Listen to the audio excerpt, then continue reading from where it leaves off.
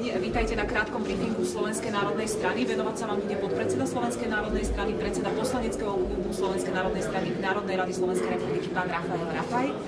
Bude sa vyjadrovať k pasovom maďarskej irredenty na Slovensku. Nech sa páči. Áno, ja viem, že momentálne Slováci naháňajú úplne iné zviera, ktoré je chlpaté a nazýva sa gorila, ale maďarská irredenta tu naháňa a zháňa svojich túlov a preto Slovenská národná strana nemôže mlčať. Dôvodom tohto briefingu je napríklad aj tento list z úradu vlády Slovenskej republiky, konkrétne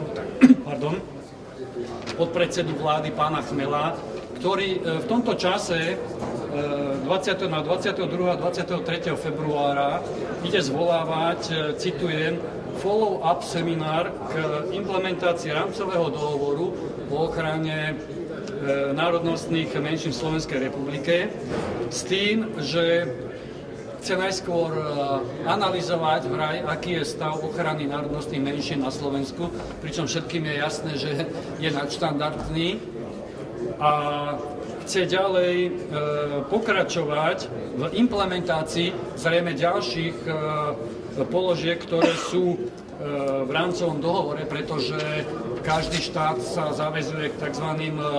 Povinným a potom tým nepovinným položkám. Takže máme za to, že Most Hit chystá ďalšie zakotvenie už aj tak nadštandardných právomocí pre menšiny. V tomto prípade im ide zjavne iba o jednu menšinu Maďarsku.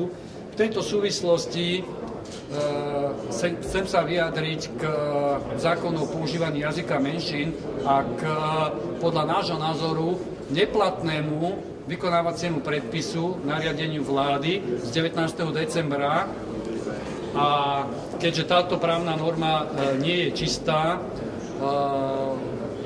dávame